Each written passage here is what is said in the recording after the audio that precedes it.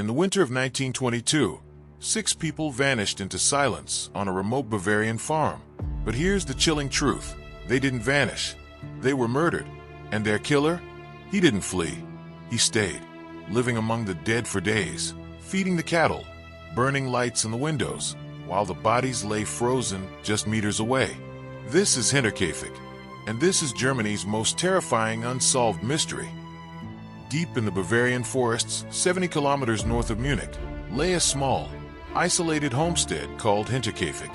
4 families lived there, but one farmhouse stood apart, the Gruber farm. It was here, on March 31st, 1922, that evil would take residence. The Gruber household consisted of 63-year-old Andreas Gruber, his 72-year-old wife Cecilia, their 35-year-old daughter Victoria Gabriel, and her 2 children, 7-year-old Cecilia and 2-year-old Joseph. On March 31st, they would be joined by a new maid, 44-year-old Maria Baumgartner. None of them would survive the night.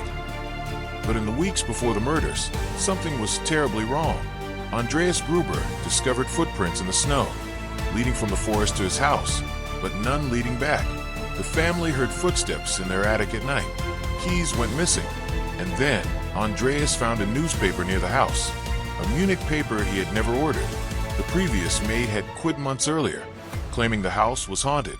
She said she heard voices and footsteps when no one was there. She was right to be afraid. On March 31st, 1922, Maria Baumgartner arrived for her first day of work. It would also be her last.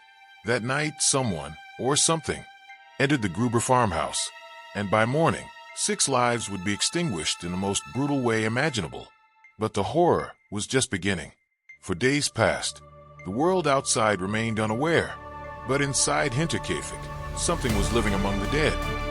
On April 4th, 1922, neighbors finally broke the silence. No smoke, no sounds, no movement for days. When they entered the barn, they found Andreas and Cecilia Gruber lying in the hay. Their skulls were crushed. Rushing inside the house, they discovered Victoria, her 2 children, and the new maid Maria, each struck down with the same heavy farming tool. The house was empty, but the beds were warm. Food had been eaten, and the stove still held fresh ashes. But the most terrifying detail emerged during the autopsy and house search. The killer didn't run. He stayed. For 3 to 4 days after the murders, he fed the livestock, cooked meals, slept in the family beds, and even answered the door to turn away a concerned visitor. He moved through the house with calm precision. 6 bodies lay just rooms away, yet he lived among them. This wasn't a panic killing. It was calculated, patient, unforgiving. Authorities launched one of Germany's largest manhunts. Over 100 suspects were questioned. Theories flooded in. A traveling handyman, a vengeful neighbor, occult practitioners, even rumors of hidden family scandals and inheritance disputes. But no fingerprints, no blood trails, no confession.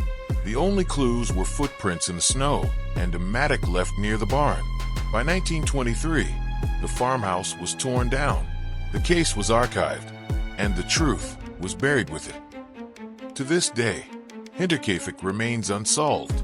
Who killed 6 people in the quiet Bavarian woods? And why did they stay? The snow has melted, the house is gone, but the footsteps never left. 6 bodies, 1 farmhouse, 0 answers. For over a century, the Hinterkaifeck murders have haunted true crime enthusiasts, historians, and investigators alike. But what if the key to solving this mystery wasn't hidden in the evidence, but in the silence that followed? Today, we dive deeper than ever before into the minds of the suspects, the failures of the investigation, and the chilling possibility that the killer was closer than anyone ever imagined. To understand Hinterkaifeck, we must first understand the world it existed in. 1922 Germany was a nation reeling. The First World War had ended just 4 years prior, but its scars ran deep. The Weimar Republic struggled with hyperinflation, political violence, and social fragmentation. In rural Bavaria, life moved at the pace of the seasons. Superstition mingled with faith. Neighbors knew each other's business, but also kept secrets.